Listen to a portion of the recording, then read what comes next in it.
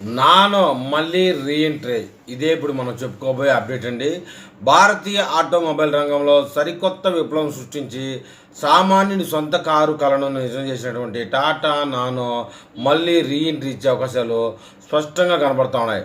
ఇటీవల ఒక కార్యక్రమంలో Tata Motors India design head Ajay జైన్ను నానో పునరాగమనం గురించి ప్రశ్నించగా మళ్ళీ తీసుకురావడానికి ప్రయత్నం చేస్తాం అని వ్యాఖ్యానించారు. దాంతో ఆటోమొబైల్ రంగంలో నానో రీఎంట్రీపై మళ్ళీ చర్చ మొదలైంది.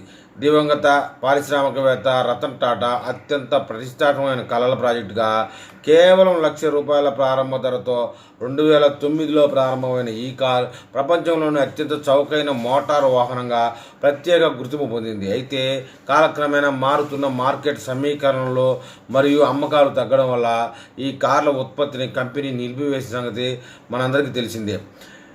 ఈవీ అవతారంలో నానో రీఎంట్రీ కోసం మళ్ళీ ప్రయత్నాలు చేస్తామన్న సంగతి ఊహాగానాలుగా ఉన్న ఈ కాలంలో ఈయన వేసిన ప్రశ్నకి టాటా కంపెనీ అధినేత ఇచ్చినటువంటి ప్రశ్నే దీనికి ఉదాహరణ.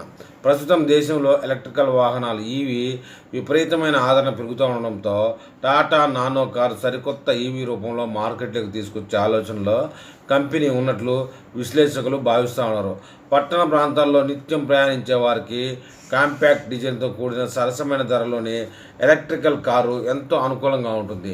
టాటా మోటార్స్ ఇప్పటికే ఈవీ విభాగంలో భారత మార్కెట్లో అగ్రగామికి కొనసాగుతున్న నేపథ్యంలో నానోను ఆధునిక ఫీచర్లు మరియు బ్యాటరీ సాంకేతికతతో ఈవీగా రీలాంచ్ చేసి మళ్ళీ మార్కెట్లో సంచలనం సృష్టించాలనే ఆలోచనతో ఉన్నట్లు తెలుస్తూ ఉంది. ఏది ఏమైనా ఈవీ రీఎంట్రీ ఈవీగానా లేకపోతే పెట్రోల్ డీజిల్ గ్యాస్ గానా అనే విషయంలో క్లారిటీ రావాల్సి ఉంది.